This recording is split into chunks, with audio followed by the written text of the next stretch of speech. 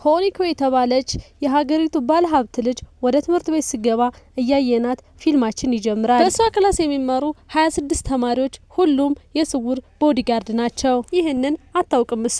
የልጅቷ አባት የሀገሩ ደህንነት ፕሬዝዳንት ነው። አሁን 100 የሚሆኑ ሌቦች በሆኒኮ አንገት ላይ ያለውን ውድ ጌጣጌጥ እና ከ80 ሚሊዮን ብር በላይ የሚወጡ ጌጣጌጦች ከሷ ለመስረቅ ልክ የሞተ እንስሳ እንዳዩ አሞራዎች እያነፈነፉ ይገኛሉ።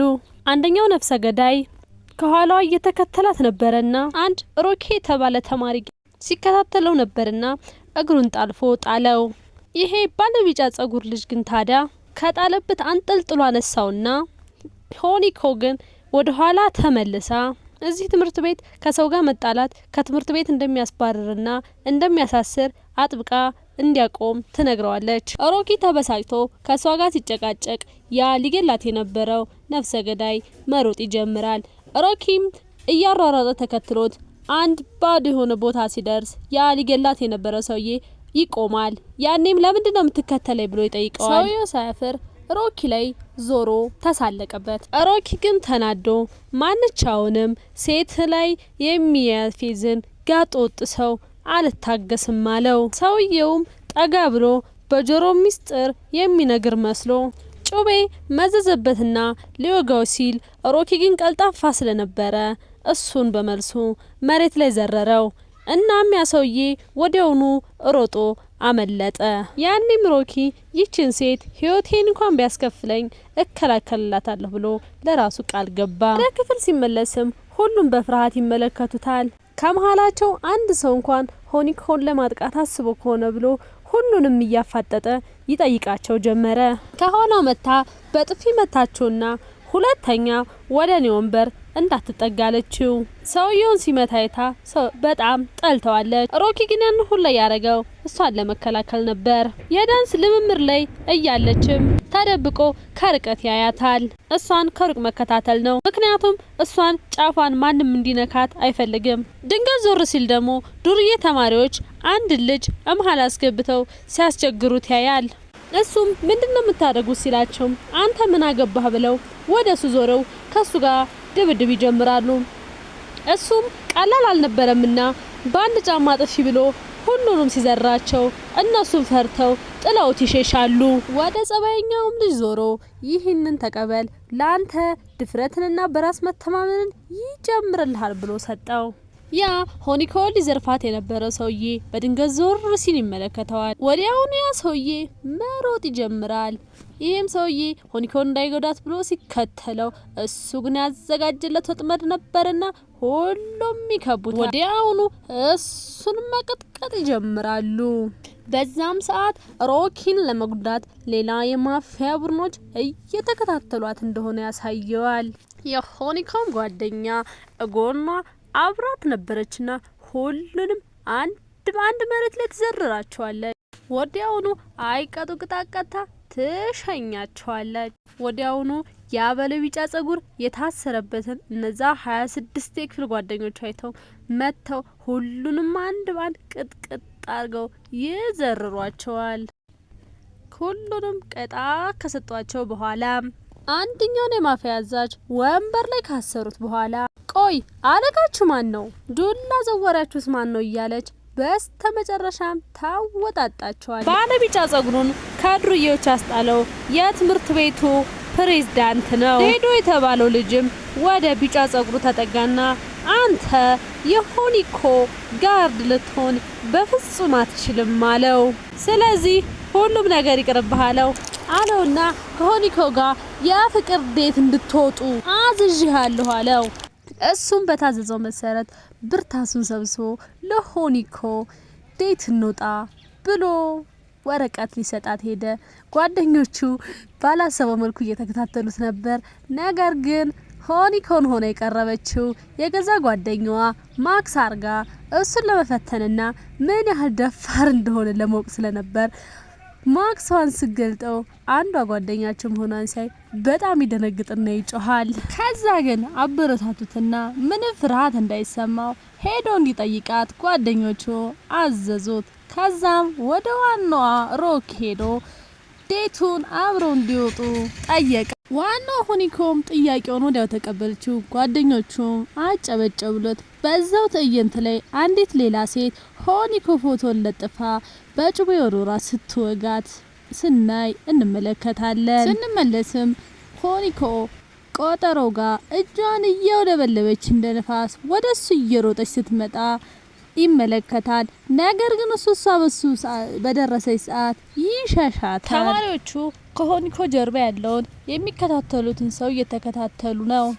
ሁለቱ በመዝናናት ላይ እያሉ ሆኒኮን ሊያጠቋት የመጡ ሰዎች እንዳሉ ሮኪ ይመለከታል። ነገር ግን ወዲያውኑ የቡድን አጋሮቹ መጥተው አንድ ባንድ ሲቀጠቅጡ ሮኪ እንዳታይ እሱ ይከልላታል። አሁንም በጀልባ ላይ እየተዝናኑ ሳለ እነሱን ሊያጠቁ የመጡ ሰዎች እንዳሉ ሳይ ወዲያውኑ ጓደኞች ይቆጣጠራሉ። ነገር ግን ሮኪ እንዳታይ እሱ አቅጣጫዋን በየሰከንዶች ውስጥ ነገር ግን ብዛታቸው በጣም ብዙ የሆኑ ሊቋቋማቸው የማይችሉ ሰዎች እንደመጡ አልታለቱ። ግን አለማቸውን እየቀጩ አንቺ በሰፊው ቦታ የምትሰጪው ነገር ምንድነው ብሎ ጠየቃ። ነገር ግን መልስ እንኳን ሳመልስለት እነሳ ስፍር ቁጥር የሌላቸው እነሱ ሊገሉ የመጡን ሰዎች አያቸው። ዞር ሲል ጓደኞቹ እየተዘጋጁ አያቸው። ወዲያውኑ ፊቷን ሸፍናት ብለው እንዲከልላት አረጉ። እሷም ሊስማት መስሏት ደስ ብሏት እያለች እየጠበቀች ያለ ወዲያው ጓደኞቹ እነዛን ገዳዮች ሰብስበው ይዘዋቸው ሄዱ። እሷም ከሰመመኗ ስትነቃ እሱ በራሱ እየተበሳጨ ቁጭ ብሎ ታየዋለች። ነገር ግን ወዲያውኑ ሲነሱ ሁሉም የነበሩበት በር ይዘጋባቸዋል። ወዲያውኑ ዞር ሲል የእሷ ታናሽ እህት ትመጣለች። ነገር ግን ይህች ታናሽ እህቷ በድብድብ ክህሎት የታወቀች ነበረች እና የመጡትን ሰዎች ሁሉንም አንድ በአንድ ትቀጠቅጣቸዋለች።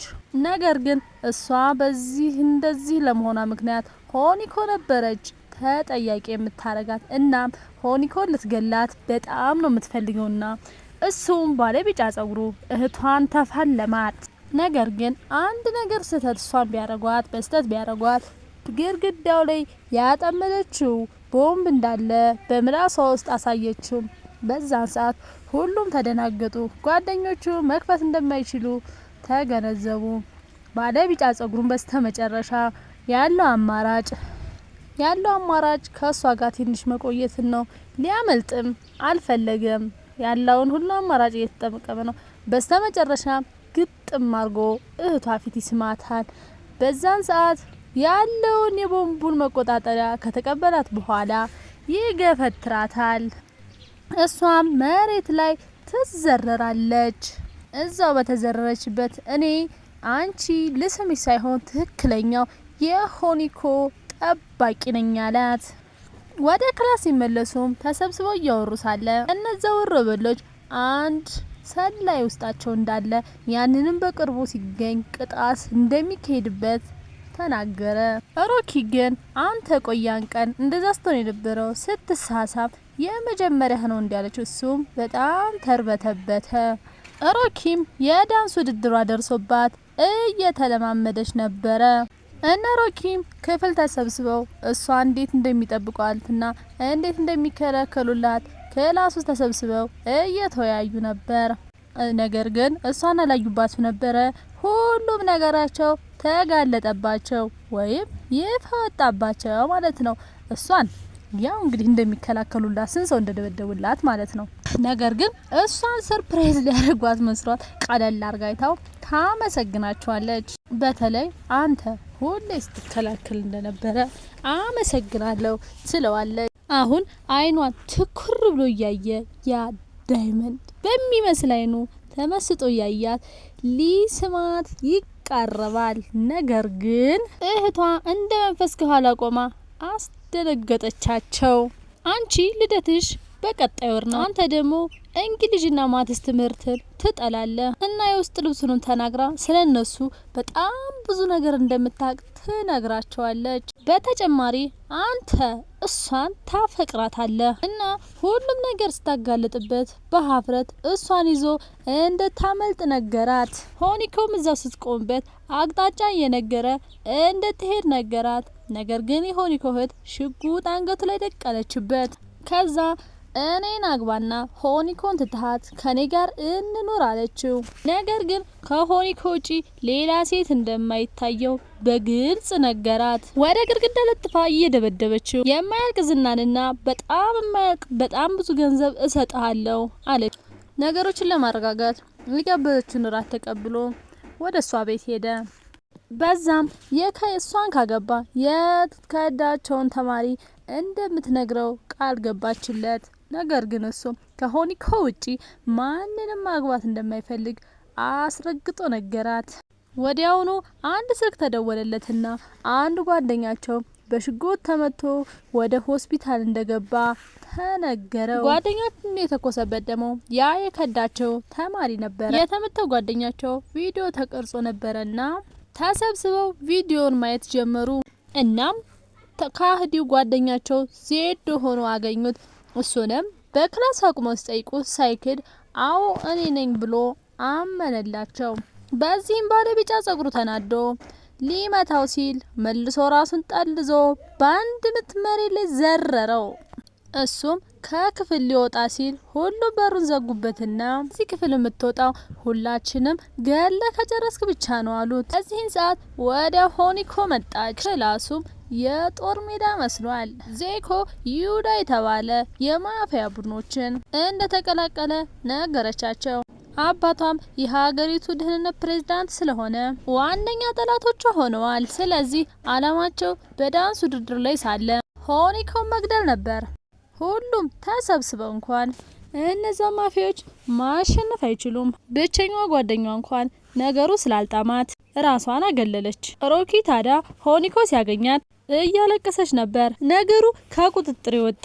አሁን በጣም ፈርቻለሁ አለችው። እሱ ግን በጭራሽ እንዳትጨነቅና ከጎኗ ምን ጊዜም እንደሚሆን ነገራት። ከዛ ጓደኛዋን ፈልጎ አገኛትና ይህንን ሁሉ ጊዜ ከሆኒኮ ጋር ጓደኛ አብረሽውሹ ለሚሽናችን ስትይ ነው አላት። ነገር ግን በዚህ ጊዜ ልትይለያት አይገባም አለ። እሷም መልካም ጊዜዎቿን ከሷ ገላትን አስባ ሀሳቧን ልትቀይር ስትል ሮጣ መታ አቀፈቻት። ጓደኝነታችንን ካልፈለግሽ ግን አላስገድድሽም ብላለቻት። አብራት በዳንሱ ልትቀጥል ተስማማች። እየተሳሳቁም ተቃቅፈው ዘለሉ። በዛው ምሽት እህቷ ወደ ሆኒኮ ቤት ሄዳ ሮኪ እኔን ሊያገባኝ ተፈራርመናል አለቻት። ሆኒኮ ግን ወረቀቱ ምንም ቢል እሱ እኔን ነው የሚወደኝ፣ በዚህም ስጋት እንደሌለባት ነገረቻት። በስተመጨረሻም የዳንስ ውድድሩ ቀን ደረሰ። ሮኪን ለመከላከል በየቦታው ተበታትነው ስራቸውን ጀመሩ። ከመጋረጃው በስተጀርባ ግን በዩኪዛ ማፊያዎች እና በተማሪዎቹ መካከል ኃይለኛ ፍልሚያ እየተካሄደ ይገኛል። የሆኒኮ ጓደኛ ሆኒኮን ይዛት ወደ ጣሪያው ወጣች። ነገር ግን የማፊያዎቹ መሪ እዛ ነበር ያለው። ጓደኛዋ ግን ሆኒኮን ከነካት እገልሃለሁ አለችው። በድፍረቷ በጣም ደነገጠ። ነገር ግን ወዲያውኑ ማስካቸውን ሲያወልቁ ሴቶች ሳይሆን ሁለቱም ወንዶች መሆናቸውን አወቀ። በዚህም ሰዓት ሆኒኮ ከጓደኞቿ ጋር ዳንሷን በእርጋታ እያቀረበች ትገኛለች። እነሱ ግን እየተፋጁ ነው። ማንም ትኩረት ያልሰጠው ግን አንድ ቦታ አለ። ከመድረኩ ጣራ ላይ አንድ ሰው ተደብቋል። በዛም ሆኖ ትልቁን መብራት ገመድ እየከረከረ ወይም እየበጠሰ ይገኛል። እናም በሆኒኮ አናት ላይ ሊበጥስባት ትንሽ ነው የቀረው። ሆኒኮ ምህት እጁን ይዛ ማንጋጭላውን ታወልቅለታለች። የማፊያውን ቡድን ካደችና ወደ እህቷ ተመልሳ ያን ክር እንዳይበጠስ አጥብቃ ያዘችው። አደጋው አሁንም አልጸዳም። አንድ ነፍሰ ገዳይ ወደ መድረኩ መጣ። የሆኒኮ ጓደኛ ግን አይታው ሳታስነቃ እሮጣ ሄደችበት። እሷንም ቢላ ይዞ ሲያስፈራራት በድንገት ባገኘችው ገመድ ጥምዝምዝምዝ አርጋ ስራ ትዘርረዋለች። ይሄን ሁላይ ነገር ሲፈጠር ግን ሆኒኮ ምንም ነገር ስለሚካሄደው ነገር የምታውቀው ነገር የለም ነበር። እሷ ዳንሷን ለማሸነፍ ብቻ ነበረ ጥረቷ።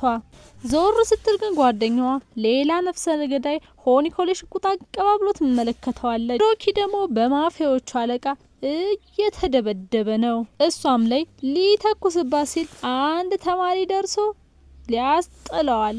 ከርቷቸው የነበረው ዜዶ አሁን ጓደኞቹን መርጦ ከአለቃው ማፊያው ጋር መደባደብ ጀመረ። ነገር ግን ያ የተፋለሙት የማስተሮች ማስተር ነበርና ቅጥቅጥ አረጋቸው። ሮኪን ከመግደሉ በፊት አንተ የኔ ምርጥ ጋርድ ከሆንክ በጣም ብዙ ሚሊዮኖችን እከፍልሃለሁ ብሎ ጠየቀው። ነገር ግን አልቀበል በማለቱ ሊወጋው ሲጠጋ አንደኛው ጓደኛቸው ደርሶ ጸብ ጀመረ። ዜዶ የተባለው ጓደኛቸውም ለአለቃው በሚሰራበት ሰዓት የተሰበረ እግሩን ያቅ ስለነበረ ያንን የተሰበረውን ቦታውን በመምታት ባለው አቅም እየተንዘገዘገ አለቃውን ይቀጠቅጠው ጀመረ። ነገሩም ያለቀ ስለሆነ ሁሉም ተሰብስበው ማክበር ጀመሩ። የዳንሱ አሸናፊም ሲነገር ሁሉም ወደ ሆኒኮ መብራት አበሩባትና እሱ አሸናፊ እንደሆነች ተናገሩ። አባቷም ደስታውን ገለጸ። እህቷም ጥልቻዋን ትታ ወደ እሷ ተመለሰች። ሮኪ ደግሞ ህይወቷን እንደ ፀሐይ እያበራላት ተመለከተ። እሷም የህይወቴ ብርሃን ብላ ጠራችው። ሆኒኮም አባትና እህቷን አስታርቃ ውለታ ሰራች። ለሷም ትልቅ ዋጋ ሰጣት። ትምህርት ቤትም ሮኪ የሆኒኮ ጋርድ ሆኖ ቀጠለ።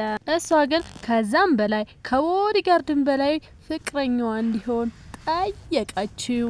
እሱም እሺ ብሎ ፍቅሯን ተቀበለ። ሁለቱም ልባቸው በደስታ እየዘለለ ሌላ ገዳዮች ከኋላቸው መጡባቸው። እንደተለመደው ግን ጓደኞቻቸው ከየት መጡ ሳይባል መጥተው አመድ አርገው ጣሏ። ሮኪም ለሆኒኮ ቃል ሳታወጣ የሚረዳት ምርጥ ፍቅረኛዋ ሆነ። በዚህ ትርምስ መሃል ሁለቱም ያላቀዱት ወርቃማ ስጦታ በመሃላቸው ተፈጠረ። አደጋ ራሱ የማይሰብረው የማይፈነካክተው ልዩ ፍቅር። እሱም ከጎኗ ካለ አይደለም ሰው ዓለም እንደማይነካትም ሆነ እንደማይጎዳ ታወቀ። ፊልማችን ይህን እያሳየን ያልቃል። የወደዳችሁት ላይክ፣ ሰብስክራይብ፣ ሼር በማድረግ ይተባበሩን።